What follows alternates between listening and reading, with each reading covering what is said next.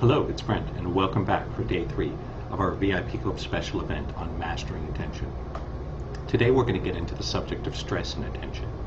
And quite simply, to sum it up in one sentence, most of the stress in your life is caused by the way you pay attention. It's caused by an addiction, an inability to get out of narrow objective focus. Because when you're stuck there, you're creating immense stress, you're in an emergency state. And so what do I mean when I talk about stress? So let's step back for a second and discuss stress. Really, there's two kinds of stress, what we'll call simple stress and complex stress. And what you'll find is the human organism is well designed to accommodate simple stress, but not well designed for complex stress. And so what does that mean? Well, simple stress is something that would be an immediate threat to you that you need to put attention and focus on and deal with. And then once the simple stress has vanished, you can go back to being relaxed. And so as an example, imagine you're a human living in a primitive environment. Imagine you're walking through a jungle and you see a tiger come around the bend. That is a simple stress, right? The tiger sees you, it wants to kill you and eat you. And so you go into a stress state which activates the sympathetic nervous system or the fight or flight response. Your body's flooded with adrenaline, your muscles are pumped full of blood, you become very alert and full of energy. That gives you the natural advantage you need to fight the tiger or run away or climb a tree or otherwise deal with it. But it's a temporary thing.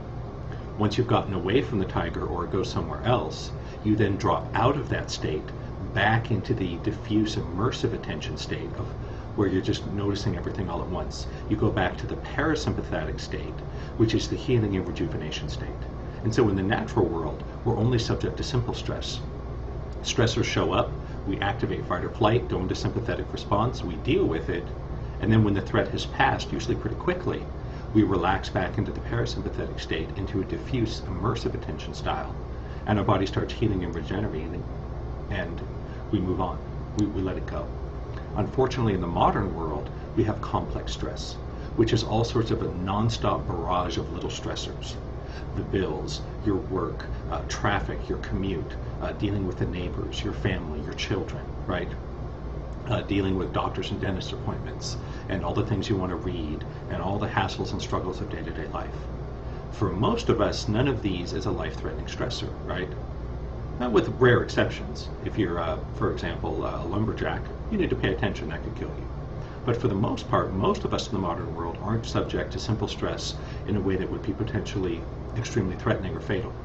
But we're subject to complex stresses that never go away. And so what happens is your body and your mind don't know the difference. It doesn't really know the difference between a tiger and having to make a credit card payment. And your body reacts the same way.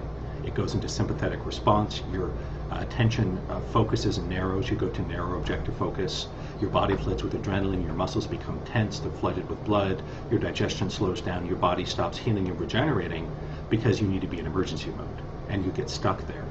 And most of us spend our entire lives stuck in this emergency state because we're barraged by complex stress. We're not designed for this. And so we get stuck in this narrow objective attention state. We get rigid, we develop tension, we have trouble sleeping, we have low energy, we have stress, we get depressed, we get anxiety, and the list goes on and on and on.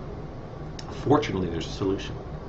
Well, there's two. One is you could eliminate all the stress, but even that wouldn't work, because most of us can't do that. And even if you did, even if you somehow managed to eliminate most of the stress, you'd still be stuck in narrow objective attention, because that's what you've been conditioned to. It would only be if you grew up without the stress that you could be sort of normal and healthy and happy. Instead, I want to show you in the coming videos and articles how to access the immersive and the diffuse attention to master your attention, to achieve open focus so you can process the stress.